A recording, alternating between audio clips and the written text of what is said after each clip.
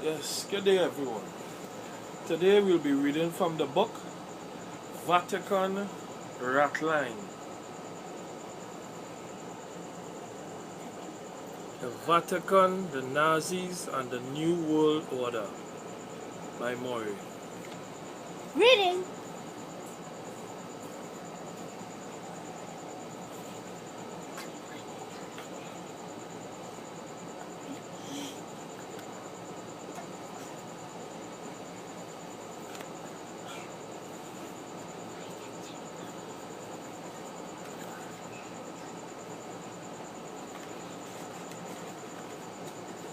So we begin.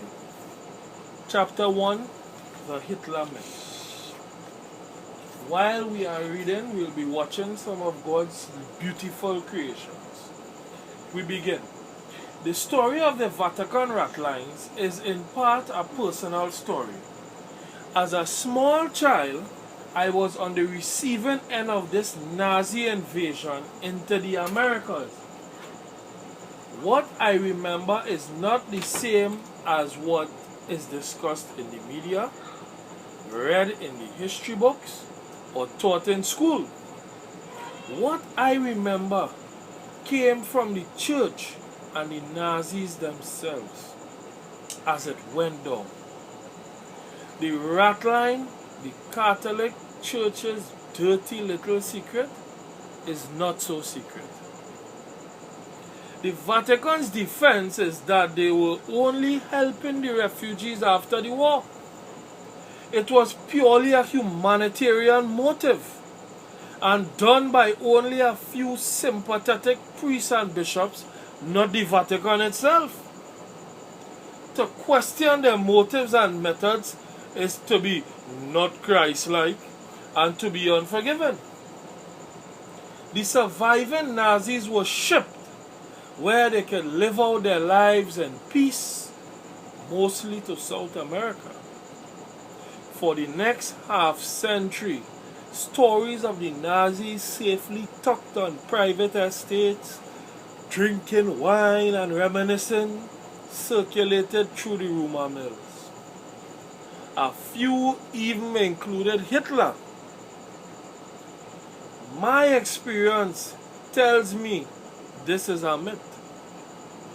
The Nazi was a well-oiled, obedient fighting machine, often without personal feelings, including a conscience.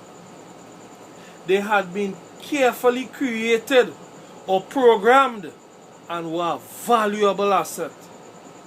Asset to whom? The Ratlines tell the answer. At the end of the war, a mad rush to round up money and other valuables occurred. The Vatican was at the head of that effort. Like gold and silver, the Nazi covert army would be difficult to replace. With the war over, the Nazi movement spread. Like a cancer you think is dead, only to learn later it has metastasized to the rest of the world.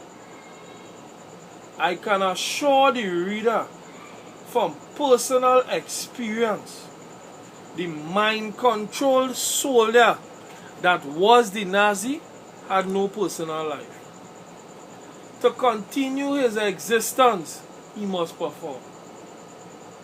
In describing his personality, the word zombie comes to mind. He had truly lost his soul. The Catholic Church had no intention of letting this human resource sit in the Amazon jungle and drink wine, not with a world not yet conquered. But why pick on the poor Vatican as the main puppet master on the road to world domination? The reason is simple. The Roman Catholic Church, which has a history of similar abuse, is the oldest and most powerful of all the competing candidates as head honcho. History is far more than the actions of a few prominent individuals, as the history books would have one believe. To know and understand the past takes more than famous names and dates. which just create more trees in which the forest can hide. History is full of intent. It is the intent that needs scrutiny, as that intent comes to fruition. Many actors could play the characters on the stage.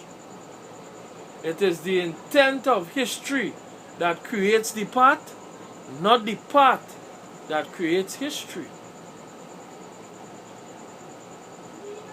The Roman Catholic Church fits this analysis best of all. The competition, due to the fact that it is an institution representing ideas and not persons. The global elite, the bankers, the Zionist Jews, the mafia, the Illuminati, the Satanists, and on are all smaller groups of a bigger whole. And therefore, none are center stage. The main player is not a person, but ideas that are thousands of years old. These ideas have been nurtured into the halls of the Roman Catholic Church since its inception, almost 2,000 years ago. Those ideas are a question of good and evil, which remain unanswered even to this day. One example of the true history hiding behind a face is the case of Hitler. History carefully records the Hitler mystique, which the world swallows whole. And because Hitler is dead, everyone feels safe again. After all, World War II and the genocide was all Hitler's idea. He must have been the most brilliant man in history to have pulled off so much devastation and death all alone. It always struck me as odd how the public school system regarded the most deranged among us as brilliant. But for all the propaganda I was fed, I failed to learn what was taught, as it did not fit with what I had heard and seen. I knew the Nazis better than most, as they owned me. No one I saw or heard worship Hitler. He had lost the war and was gone. His face or the swastika symbol, like the skull and crossbones of the pirates, was good to put the fear of torture and death into others. But that was it. The real Nazi survivors of the war were now into future conquests, not past failures. The Nazi ideals were alive and well. It was only Hitler that was dead. I viewed Hitler as a controlled dupe, like all of the rest of the Nazis, with the real culprit behind the curtain pulling the strings. Removing that curtain to take a peek at what might be going on behind the scenes is the goal of this book. End of chapter 1.